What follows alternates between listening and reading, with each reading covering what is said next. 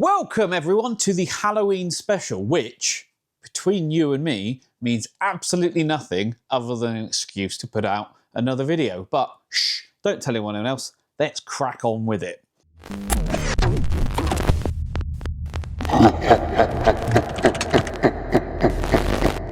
This is, sorry, a divided by 13 FTR37 head, which is owned by a pro musician who is always out on the road touring.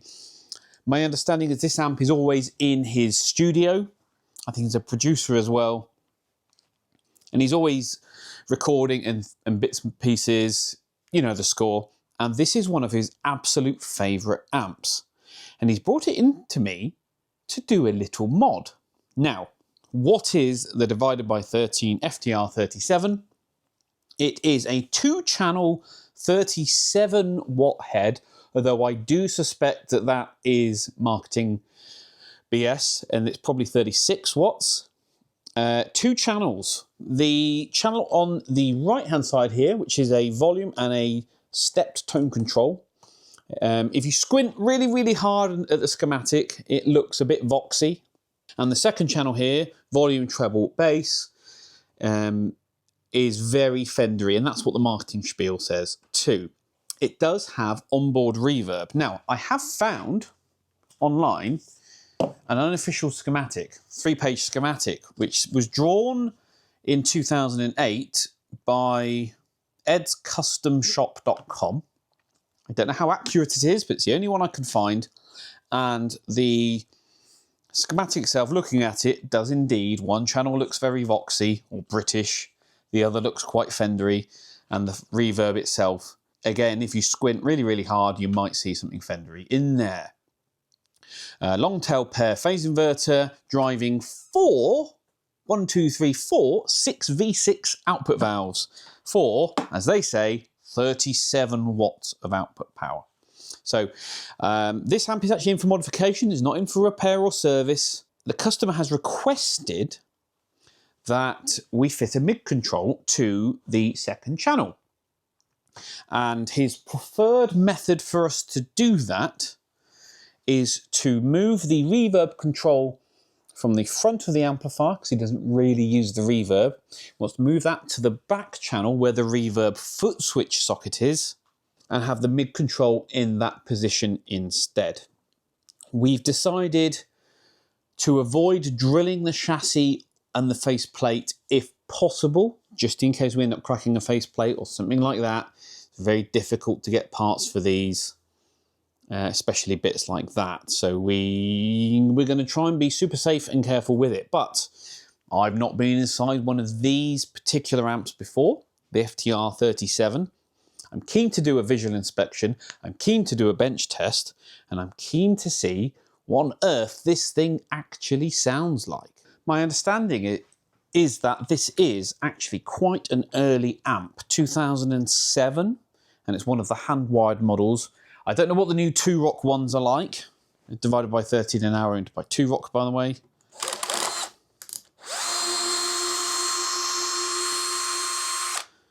But I'm really keen to get inside and have a good look.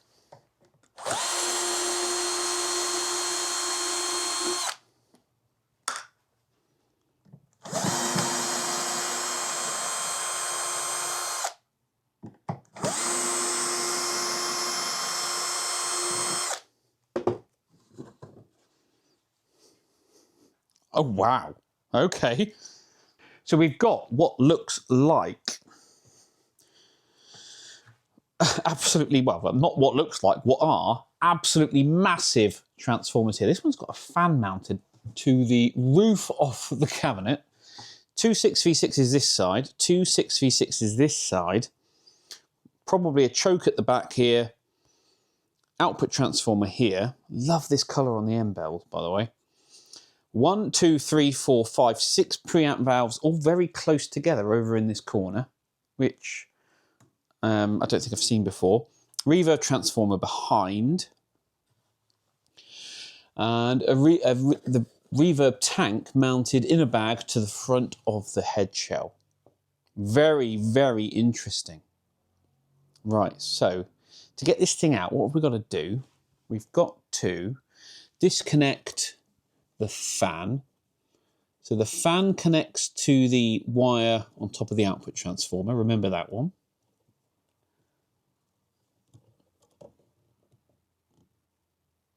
Oh, those plugs are tight, that's good.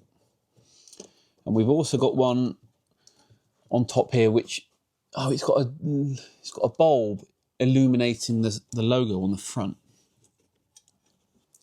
I always thought that was a bit tacky, but, you know. Each to their own. Okay, so that's fine. That's connected there. Reverb connections are labelled, so we know which way around they're going to go. That's all of those.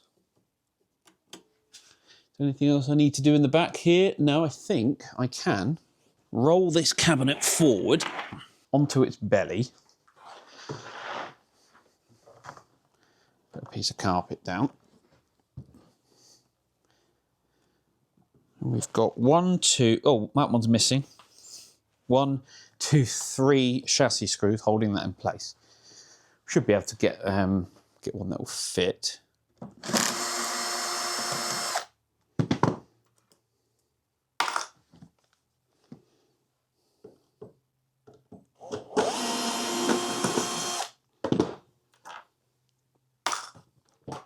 So what I'm doing now is, because of the weight of the transformers, I'm applying pressure with my hand and holding the chassis tight against the base of the cabinet, because I don't want it to rock forward when this final screw comes out.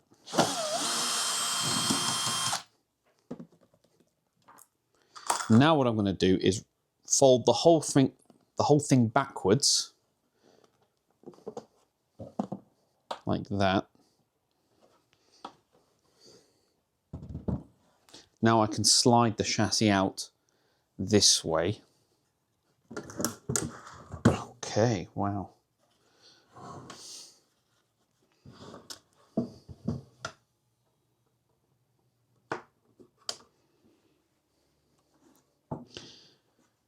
And there we go. Right, I'm just going to reposition the cameras and we'll get an overhead shot on the Susan. And we'll give this thing a proper inspection. Okay. On the Susan, first thing I noticed is that on the end of the chassis here, it is written UK 37 asterisk question mark. Anyone have a clue? Anyone want to give me some advice on that? So if we have a look, we've got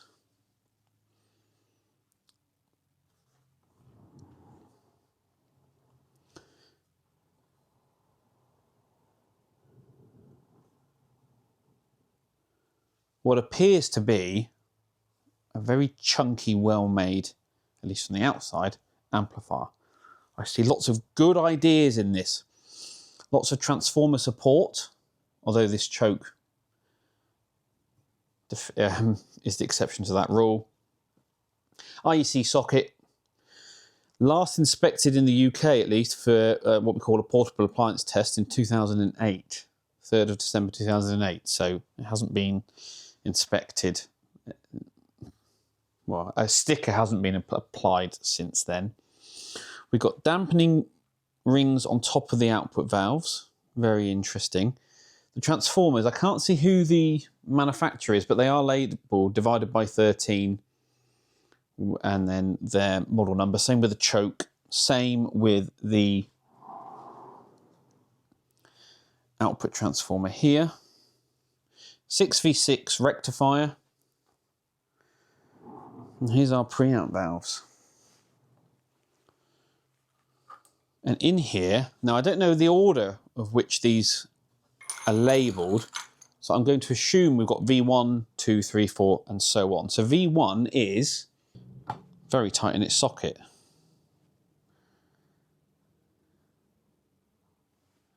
A 5879. Is that a military EF86? Yes, it's an EF86. It's a low noise EF86. Okay, so that's V1. USA made. 5879. I do know that the owner of this amp does like to spend quite a bit of time trying different valves in different positions. We've got a JJ in what I'm calling V2, an ECC 83.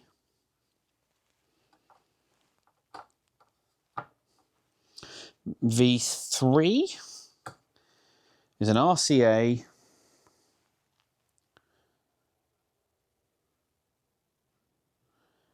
looks like a 12AT7 physically, can't quite tell. Probably the reverb driver.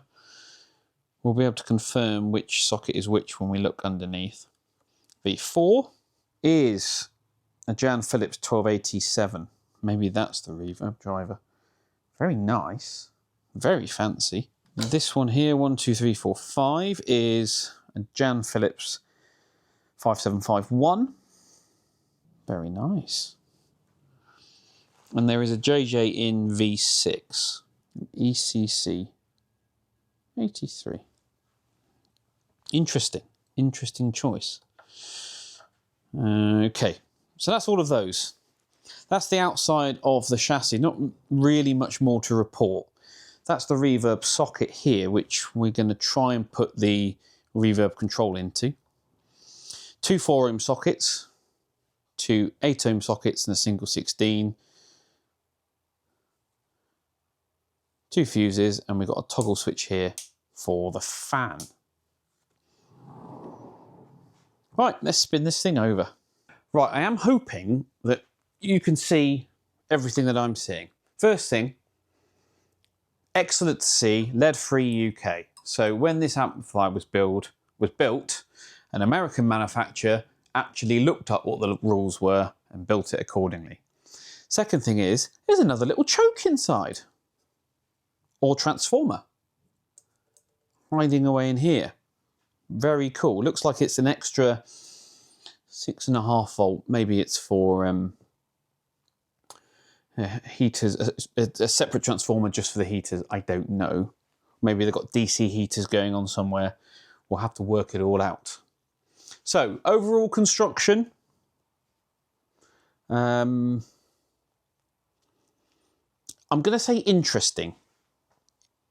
I'm going to say interesting because there's some really really novel and exciting things in here. That's a fair way to put it. And there's other things in here which I'm not too keen on, but that's kind of beside the point. So we've got this massive transformer here over on the left. We've got unterminated or unshielded connections on your mains, which asks the question, why would you bother looking up the rules for what type of solder you need to use but not look up the mains requirements? Anyway, I could nitpick for hours, but I'm not going to. Let's just crack on. We've got a spray atom here, RTV to this transformer. Got the world's biggest solder blob down here as a ground. But why not just drill a hole and do a dedicated one there, right? Anyway, we've got an IC cap here, but then we've got spray atoms. Are they sprays? Hold on a minute. BMI, maybe they are. 1, 2, 3, 4 there. Probably a bias pot there. Again, RTV to this board, which is an eyelet board, but it's quite flimsy, but it's not made of Forbin like the Fender ones are. You see how much flex there is in that? Carbon comps, Mallory caps, got a Panasonic type up here. Again, it's a really interesting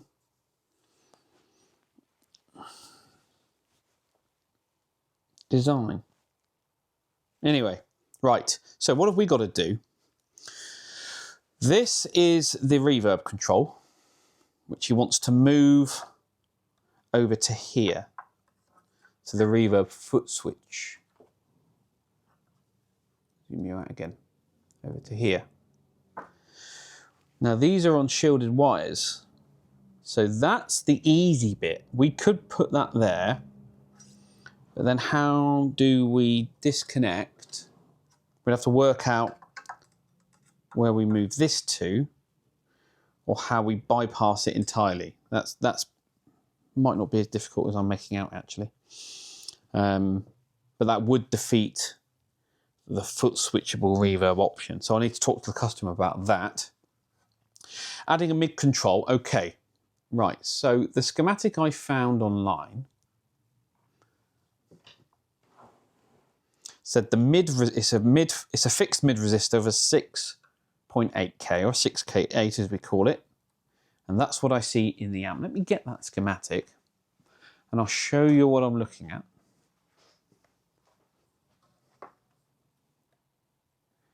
Here it is. Here's your tone stack on channel 2, a 6.8K resistor to ground. Well, to replace that with a pot, it's really, really simple. We simply sub that out for a 10K pot. Simple. We can do that. It is a Fender tone stack, by the way. No problem. No problem whatsoever. That's the easy bit. So, and having that mid pot here makes that job very easy. He did say maybe we move the bass over to here and put the mid in the middle, but we'll just have treble bass mid that way. The less I have to move and sort out, the better, I think is the best way to think about this. Apart from that, cool. Anything else in here that I immediately notice as needing any work? No, I think for the time being, this is fine. So it's really a case of moving the reverb control to the back panel and adding a 10K pot. Now they are CTS pots in there, and I've got CTS pots, the CTS dimple backs here, and I've got a CTS dimple back in 10K that we can use for that position. That makes this quite easy actually, it really does make it quite easy. Right, let's have a good look at this reverb foot switch socket on the back there. So where's the schematic gone? Let's see if this one is the same. Reverb return.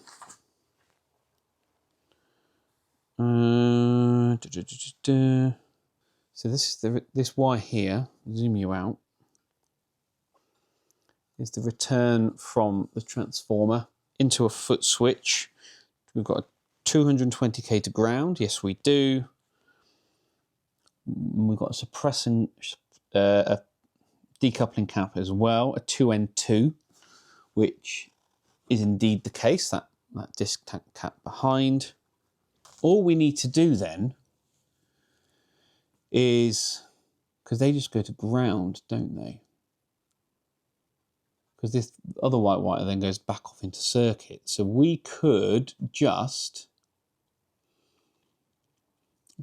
move this wire directly to the valve socket down here and have those two components coming off any of those points to ground. That's easy. We can do that. The only other thing is this is being used as the ground point for the reverb transformer. So maybe we add a dedicated ground. There's one there. Maybe we could use that. Maybe we add one here and wire it all in there. So I add a ground terminal to that socket. That might be the easy way to do it. Yeah, okay. Are you with me? Do you understand what I'm going for? So we're going to eliminate that. Yeah, see, there's a hole in the chassis, but not in the faceplate, and I don't want to risk drilling the plate unless we crack it, in case we crack it. Right. I think we have our plan of attack. So, spin this around again.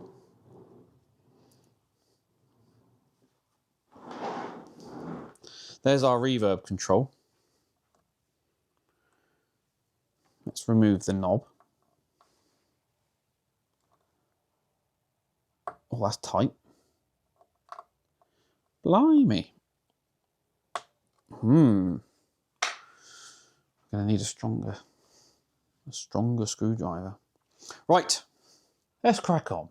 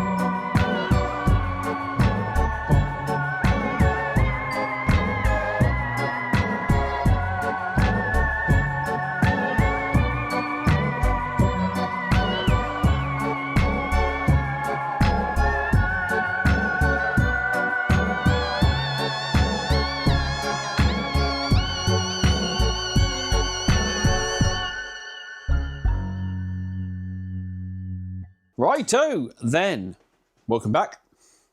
The mid control has been installed in the position I said it would be. And I've even used red wire to make it look factory. Wonderful. Right, so that's now in. The reverb control has been moved to the back panel. I need to find an appropriate knob for it. Now, I've deliberately left the signal wires running to and from the pot long, just in case. These are shielded, by the way. Just in case the owner decides to revert it, then it's just easy enough just to swing it back over, put it in place, tack a resistor back onto there, and we can reverse that pretty easily. It's a couple of solder joints, right? The foot switch socket has obviously been bypassed, and you saw me mount the components directly on there, ground the reverb transformer there as well. Anyway, it's all up and running, and it is working. Now, I've made a mistake. I've broken one of my own rules, which is never mod an amplifier without checking that it's working properly in the first place. All right, you must have a healthy amp first, and I didn't do that, or at least I didn't bench test the thing first. I played it, but I didn't bench test it. And if I had done, I would have discovered one thing which I want to show you. Something else I found also while I was messing around, which I thought was really interesting. So I'll zoom you down and show you, bring you over. Might be difficult to see, but here are the two coupling caps from the phase inverter going to the output stage. Here's your 220k bias resistors, and they've got these two caps going to ground here. And you see that this one, not even soldered in place. It's not vital for the correct operation of the amplifier. Oh my God, I'll get there eventually. But yeah, it's never been soldered in place. So I'll solder that in position shortly. But that's not the problem that I have found, which I'll have to bring you over to the oscilloscope to show you. So I'm going to go into the what we call the Vox channel, and you're going to be looking at the yellow trace for the time being.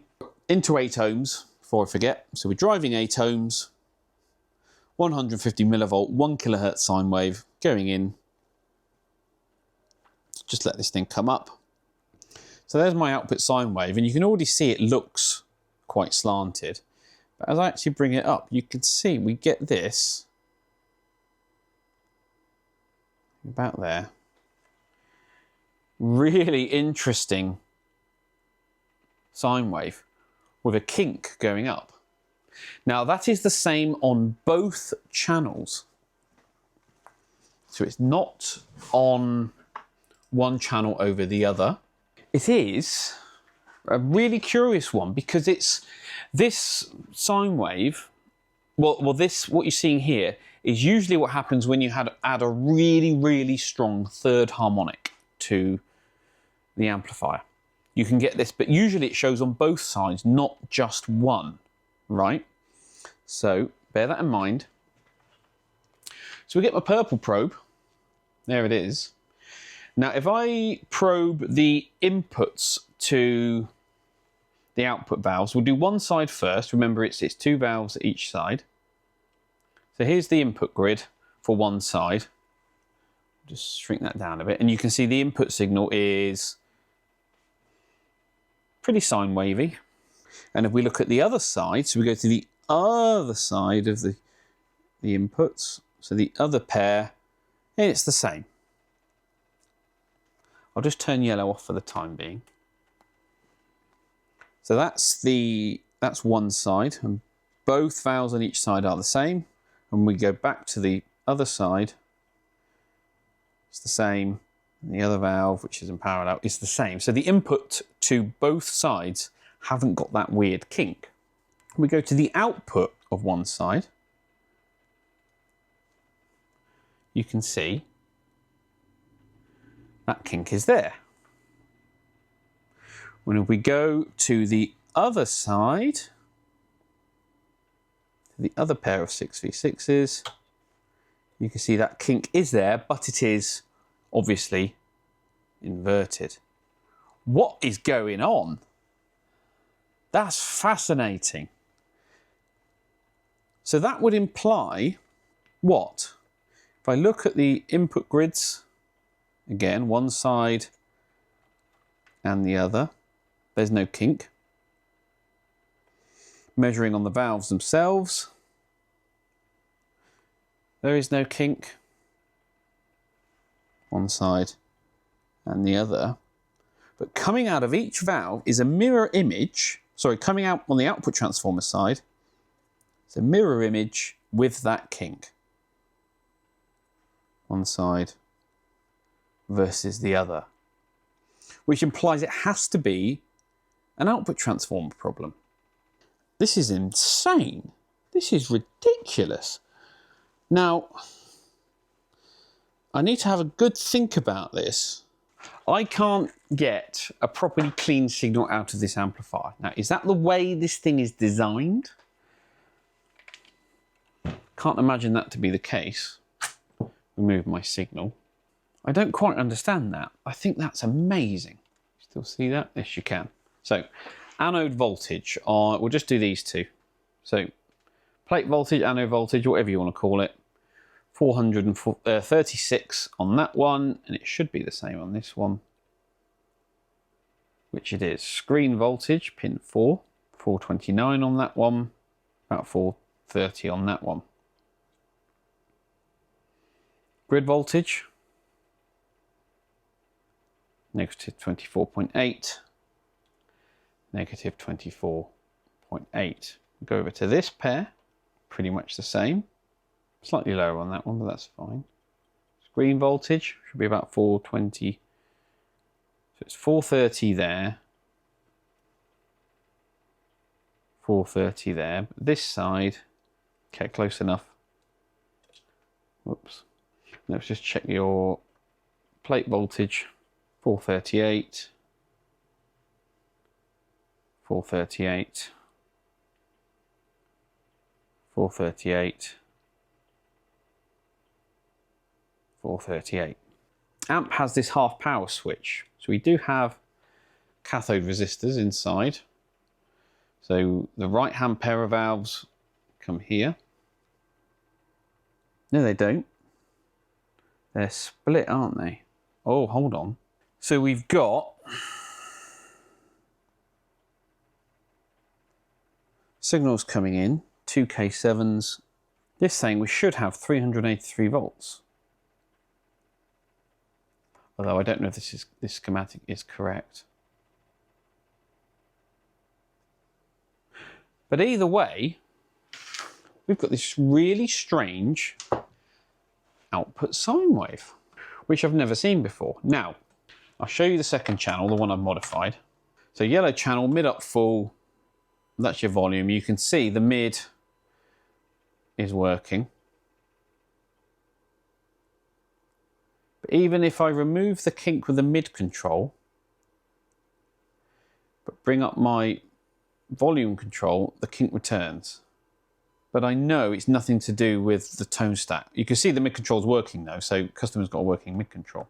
But can anyone explain that to me? That is, go back to the other channel. I need to do more research because it looks like a really strong third harmonic.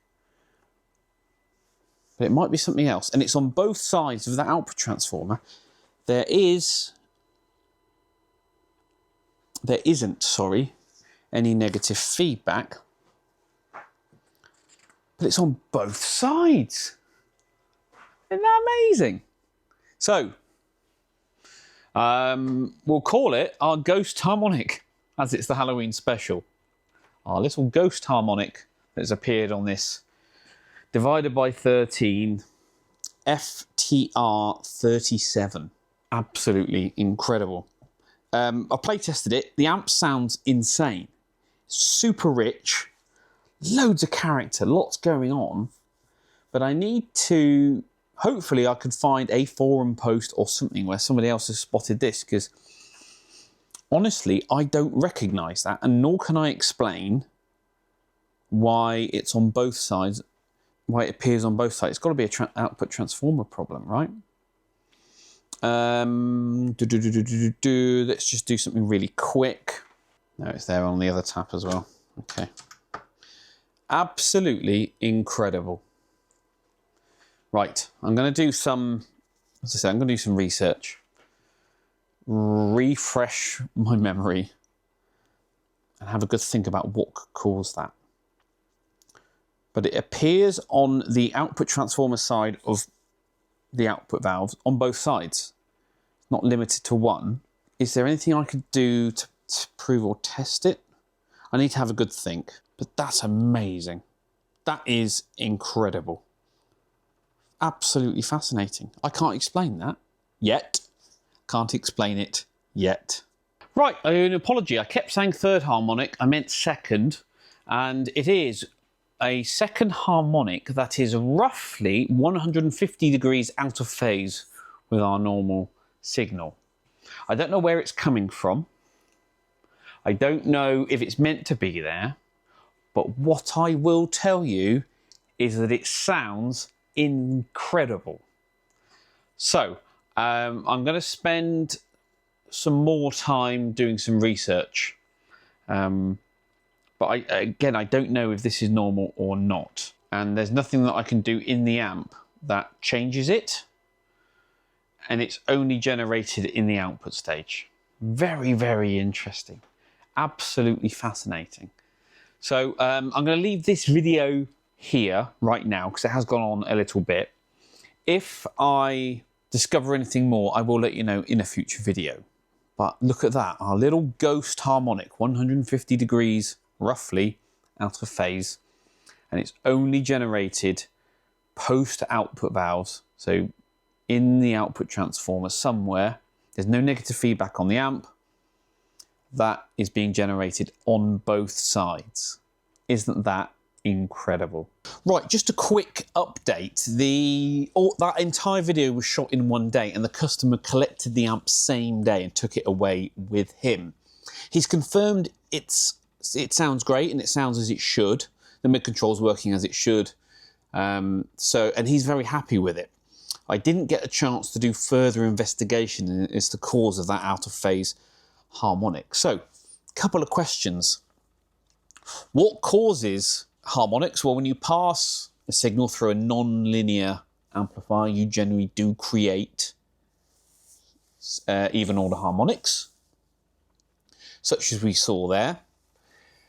The only thing, and I have confirmed that this schematic is correct other than the voltages, the only thing that's on that side is it's either the output valves themselves or it's the output transformer. I did find a really old forum post where someone was complaining of a similar shaped sine wave on a divided by 13 amp, but not that particular model.